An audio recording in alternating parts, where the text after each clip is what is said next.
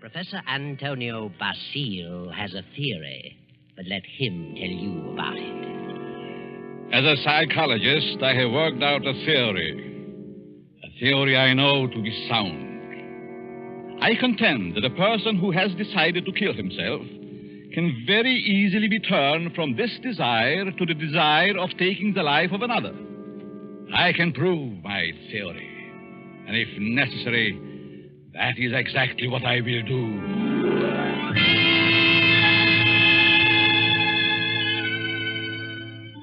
Yes, Professor Antonio Bastille has a theory, but only a theory. And he's worried about what his publisher will say, so he visits the editor, whose name is Hellman. Hellman finishes the manuscript and tosses it on the desk. Professor Bastille leans forward eagerly and... Well, Hellman, what do you think? Professor Bastille, it's purely conjecture, simply a theory, and I wouldn't advise publishing it. I worked on that theory for a long time. I'm positive of it. I know it'll work. Suppose it will. What good is it? What good have you accomplished if you can prove it'll work? Are you laughing at me, Hellman? It's so silly. An ordinary human being has suffered reverses. Is sick of it all. He wants to leave it all behind. And you say he can be changed to want to kill someone else. I do. Self-destruction and the destruction of other life are closely related in the mind. The dividing line is very thin. It's ridiculous. And you won't publish it? Granger would fire me. Why? He told me that, in his opinion, you should be in the asylum. Mr. Granger said that. Does he think I'm insane? How do I know? Hellman, Mr. Granger didn't say that. It's you who thinks I'm crazy. You've never liked me. For some reason, you are trying to tear me down. Well, we'll see, Mr. Hellman. We'll see. Now, wait a minute. I'll show you whether my works are illogical. I'll show you whether I'm insane. Oh, calm down. I'm going to make you eat those words. I know you don't like me, but I'm going to prove that my theory is sound. Good night. Wait a minute. Bastille, wait. You wait, Hellman. You wait. Yes, wait, Hellman. Wait. Professor Bastille, seething with resentment, rushes from the office and strides angrily down the street. Insane, huh? I'll prove my theory. I'll find a subject. I'll find someone who wants to take his own life. And so Bastille goes home, late for dinner. He finds a note from his wife, Myra, saying she's decided to attend the opera and will be home around 11:30. Then Professor Bastille gets an inspiration. He goes to the bridge over the deep canyon, the bridge called Suicide. And strangely enough, he hasn't long to wait. As he stands against the railing in the fog, a figure appears a few feet beyond, stops, prepares to leap. Don't do it. Wait a minute. Listen. Huh? That's very silly. Let go of me. Oh, no. I couldn't do that. I need you. I don't need you. Don't you know this is against the law? You're not an officer. You can't stop me. It's 500 feet to those tracks below. Hard steel rails. And don't believe what they all tell you about not being conscious of what happened. You'd know. People don't die instantly. Let loose. They lie in agony for minutes and sometimes for an hour. It's a horrible death, I know. How do you know? I'm a doctor. Doctor? Yes. I can tell you much simpler ways, much less painful ways, and quicker. You're a nice young girl, an intelligent girl. You wouldn't want it to happen this way. Maybe after I talk to you a while, you wouldn't want to do this at all. No? No. But come on. Let's talk it over. Maybe a few minutes' talk will change the entire picture for you. What could you do to help me? If you'll come, I'll tell you. There's a motive back of your wanting to do this, and I'd like to know what it is. Nothing doing. Haven't you any relatives? Any loved ones you'd like to do something for? Yes? Then if you'll talk with me for a while, maybe I can find my way clear to help those people. You sound crazy to me. Oh, no. All right, I'll... Where? My apartment. Let's go.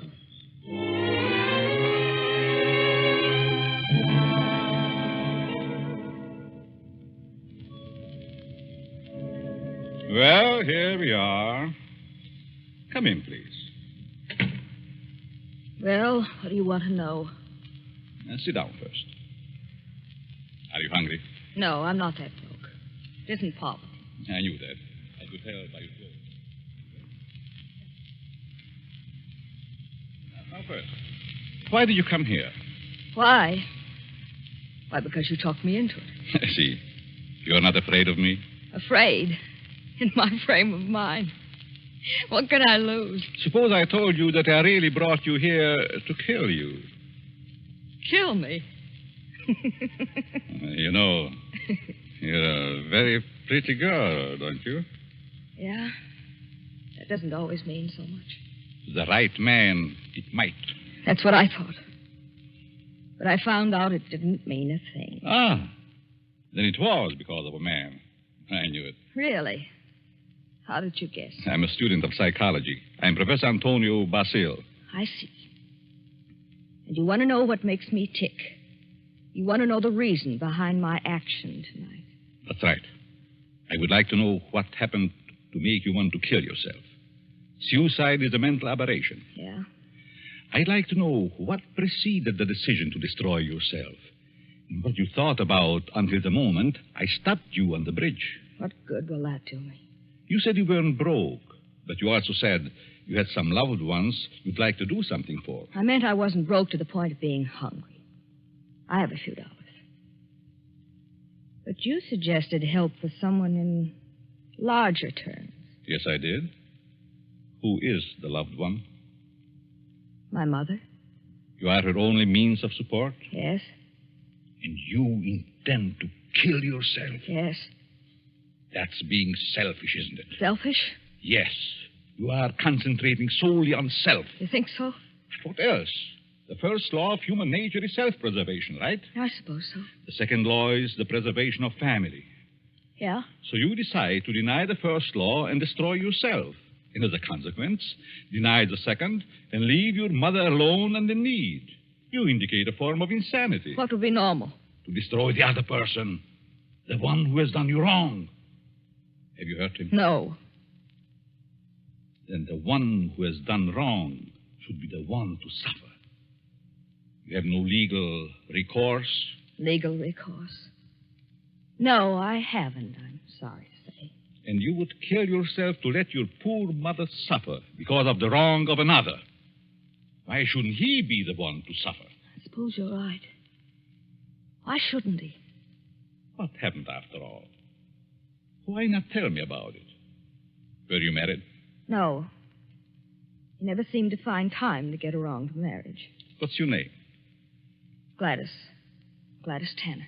How long had you known him? Almost 4 years. And you always thought he meant to marry you? Yes. Until 3 weeks ago. Yes? On July 1st, he had to leave town for a week on business. Said he was going to Kansas City. When he came back, he seemed to be too busy to see me. Then a week ago, I found a snapshot along with several others in his desk in his home. May I see it? Certainly. It's a picture of him and another woman. But the picture was not taken in Kansas City. It wasn't? No, it was taken on the beach at Atlantic City. And it's dated by the finisher, July 3rd. Since he returned, he's refused to see me. Yesterday, he finally said he didn't care to see me anymore. But I'd better forget him. But it isn't so easy as that, is it? No. I figured I'd done something. And blame myself. Do you know this blonde woman in this snapshot? No.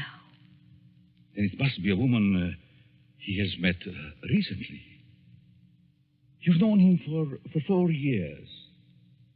I don't think you are to blame. He's the one in the wrong. And he should be made to suffer. How? You were going to kill yourself. Why should you? Kill him instead. He double-crossed you. He deserves it. Now, let me go a little deeper into the situation. whenever a person has reached the conclusion to take his life.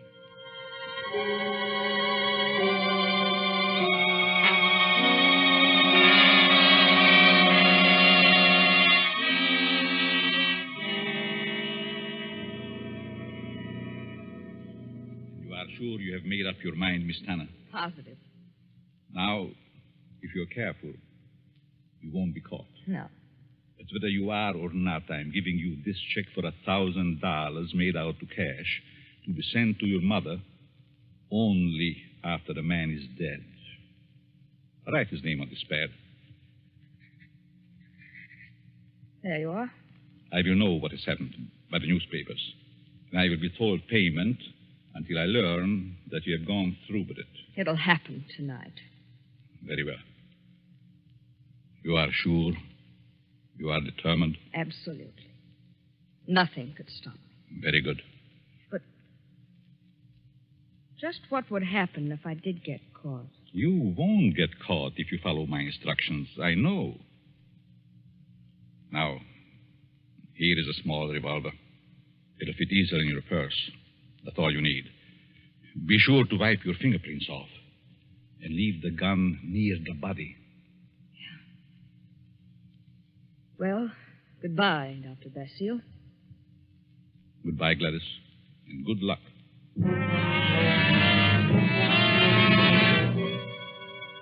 Professor Bastille watches Gladys as she crosses the street to the dimly lighted bus stop. Then he rushes to his car and drives away. A few minutes later, he comes to a stop at Hellman's house. Hellman, the editor who ridiculed his theory. Just a minute. Oh. Hello, Bastille. Good evening, Herman. Thought I'd drop out to have a little chat with you. Well, why this time of night? It's kind of late, isn't it? 11. Didn't think that was late for you. No? Come in. Thanks. Sit down. What's on your mind? I want to talk to you about my theory you ridicule so definitely. My theory about suicide. Oh. Well, I just don't believe it, that's all. And I said I'd prove it, didn't I? Yes, but what are you getting at? It's going to be proved. My theory is going to be proved tonight. Well, that's fine. Go right ahead and prove it. I don't like you, Hellman. I never liked you. And I know you don't like me. I can't help that, Bastille. What are you staring at? Is there someone here with you? Certainly not. Why? That's a woman's purse on the Davenport. Oh, my secretary dropped by earlier this evening with the manuscript. She must have forgotten it. She's not here now? Of course not.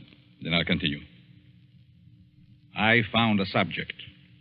A girl who was ready to commit suicide because a man jilted her. In a few hours, I was successful in changing her thoughts from suicide to homicide, and she is going to kill the man tonight. What do you think of that? There may be a dozen murders tonight. Ah, but you'll know which one I mean. You'll know about this murder. What do you mean? Because I'm going to tell you who the victim is going to be. You know who the intended victim is? Why don't you stop it? But then I wouldn't have proved my theory. If you put this girl up to it, you're as guilty as she is. You're insane, Bastille, hopelessly insane. You think so, Herman? The whole idea is mad, too utterly ridiculous for words. No sane man would ever think of such a useless, senseless idea. And for heaven's sake, stop laughing. I'm thinking about the victim when he learned. Who is the victim? Martin Hellman. Me? Yes, you. I don't believe you. You will this time. Who is this girl? I know no girl who'd want to kill me. This one does. Now. Oh, nonsense. However, I wouldn't put it past you to hire someone to do something like this. No, this girl is no fake. This girl is serious, deadly serious. You probably hypnotized some poor woman, figuring she'd never remember what happened. Oh, Hellman, you underestimate me.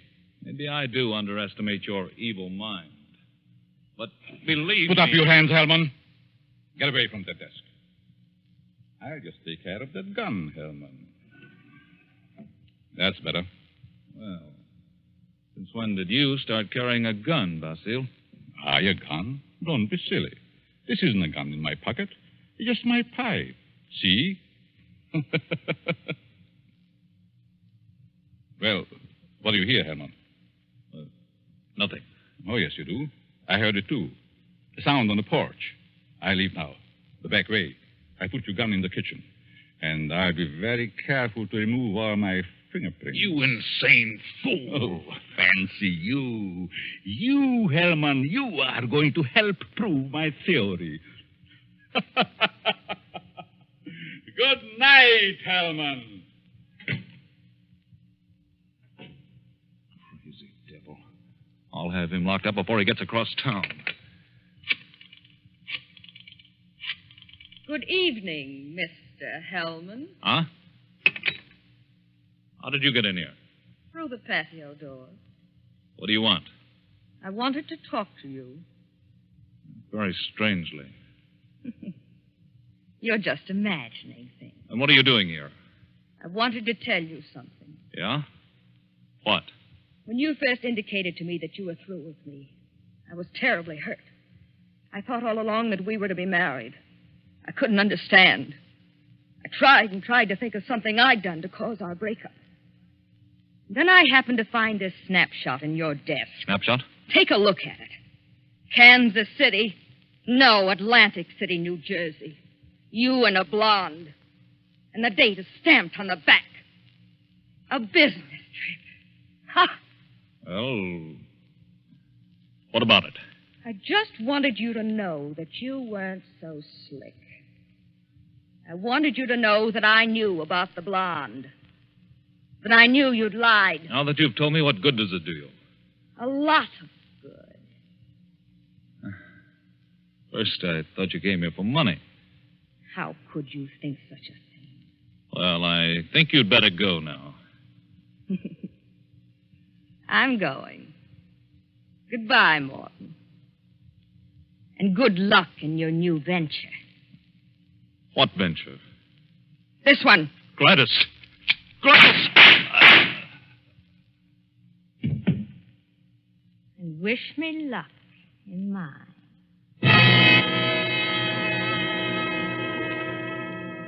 Gladys stands staring a moment at the body of Hellman, then wipes off the gun, drops it to the floor, takes the professor's check from her purse, steps to Hellman's desk and writes a note. Then she puts the note in an envelope with the check, addresses it, stamps it, turns out the lights, and steps out into the dark street. At the corner, she drops the envelope in the mailbox and disappears. Professor Bastille heard the shots. His theory worked. Hellman will torment him no more. The perfect crime.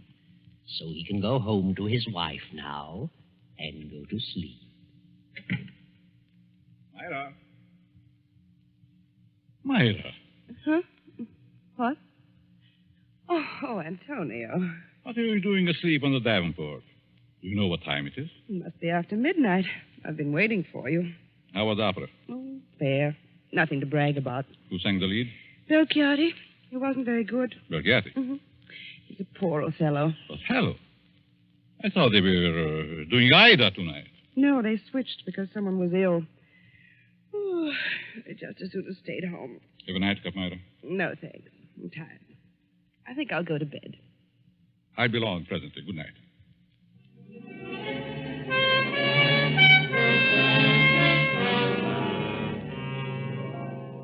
Then the night passes and the morning comes. The professor rises cheerfully and prepares for breakfast. Then... I'll get it, Myra. Yes? Are you Professor Bastille? Yes, May we come in? We'd like to talk with you. of course. What is it you want? Is your wife in? Yes. We'd like to see her, too. What? Oh, I'm Lieutenant Davis. Detective headquarters. Well, what do you want? Will you call your wife? Why, certainly. Myra. But what's this all about? What is it, Antonio? These men are from detective headquarters. They want to talk to us. Really? What about? May I ask where you were last night, Mrs. Bastille? Certainly. I went to the opera. What time did you get home? Oh, I imagine it was around 11 or shortly after. Mm-hmm. Were you at home last evening, Professor? Well, I was at the club and got home about 12:30. By the way, do you know a Morton Hellman? Certainly. What about him? He's been murdered. Murdered? Good Lord. When? Around midnight last night. I found him this morning. How terrible. Why, I've known him for years. He was editor-in-chief of the company publishing my writings. I'm a psychologist, you know. Yes, we know. But what do you want to know from us? We weren't connected socially with Hellman, just in business. Did you know him, Mrs. Bastille? Yes, I knew him very slightly. Do either of you know of anyone who'd have reason to kill him? Certainly not. Everyone thought highly of him. Did you ever hear of a girl named Gladys Tanner? Lady Stanner? No. Did you know of a Gladys Tanner, Mrs. Bastille? No. Is this your purse, Mrs. Bastille? Why, of course it is. That's the one I gave you last Christmas, Myra. Well, yes. I must have lost it downtown. Where did you find it, Lieutenant? At Hellman's home. Hellman's home. Well, how in the world? Good heavens, but We how... found it on the sofa. Well, I can't imagine how it could get there. And this is the revolver that killed Hellman, found on the floor beside him. What? No fingerprints on it, however. What? May I see it? Why, Myra, this is your gun. I bought this for you 2 years ago when I went on the lecture tour. Yes, I think it's mine, but it just doesn't make sense. Did you have the gun in your purse when you lost it last night? Well, perhaps I did. I'm so confused now I can't remember. That thing, Myra. The thing, it is terrible. Oh, I know. Oh, dear, I feel ill. Did you ever fire this gun? Yes, once last year up in the mountains. I wanted to see how it worked. Ever reload it? No, I've never reloaded it. I just didn't think about it. Maybe I did put it in my purse. Why, I don't know. And whoever found the purse may have used the gun to... Oh, I just can't seem to think. This gun misfired on the first 2 shots. The other 3 killed Hellman. This is the most amazing piece of coincidence I ever heard of. Why would my wife want to do such a thing? Why should she get to Hellman? She hardly knew him. Are you sure about that, Professor? Of course. Well, sorry to say that I don't believe her. What? This is ridiculous. This is going to be a shock to you, Professor, but here's a snapshot we found on Hellman's desk. Taken in Atlantic City last July. Good heavens. Why? This is you, Myra. You and Hellman. You were at your mother's in Florida in July. Myra, look at me. What does this mean? I can't. And I can't believe such a thing. May I have the purse, the gun, and the photo? Thank you. I'm sorry, but I'll have to take her down to headquarters. But I didn't kill him. I didn't. I wouldn't. I loved him. Myra. You better pull yourself together. You'll have to go back. You'll want photos and fingerprints. Yes. Better get it ready, Myra. Certainly looks bad for her. Afraid it does. Looks like an open and shut case. Oh, will you come along, too, Professor? Certainly. And so it all worked out beautifully. Not quite as the professor had planned. But then he changed his plan from the moment when Gladys Tanner showed him the snapshot taken in Atlantic City. And he realized that the girl's fiancé was Hellman, and the blonde was Myra, his wife. He had no intention of allowing Gladys Tanner to kill Hellman until he saw that snapshot. And when he recognized Myra's purse in Hellman's home, he decided to let Gladys kill him and the blame be placed on Myra. The perfect crime. But several hours later, after fingerprints and many questions, the professor is just about to be dismissed when Sergeant Rankin steps into the room and speaks quietly to Lieutenant Davis. What is it, Rankin? I stayed at Bastille's place, as you said. Well? A few minutes ago, a special delivery letter came for the professor. This'll knock your eye out. Read it. Huh? Wow. This fits perfectly with the writing we were trying to make out on Helm's desk blotter. Professor, here's a letter sent special delivery to you a few minutes ago, postmarked last night. Read it. Dear Professor Bastille, your theory worked a certain degree. You convinced me I should kill him. But when that gun you gave me misfired twice, I almost quit. Go ahead, Professor. Read on. Then, as I looked at him on the floor, the feeling of self-destruction came back. I'm going ahead with my plan. Here's your check. I won't need it. Besides, I lied to you. I lost my mother long ago. Better luck next time. Gladys, Tanner. And a half hour ago, they found her body beneath Suicide Bridge. Well, Professor, your perfect crime has failed. Failed. Yes, failed. Wonderful setup on paper, but your theory backfired, and you're up for murder. But I didn't kill him. But you planned it, and you're as guilty as Gladys. She's paid her penalty. Now it's your turn. No. I won't be hanged. Never! Rankin, grab him!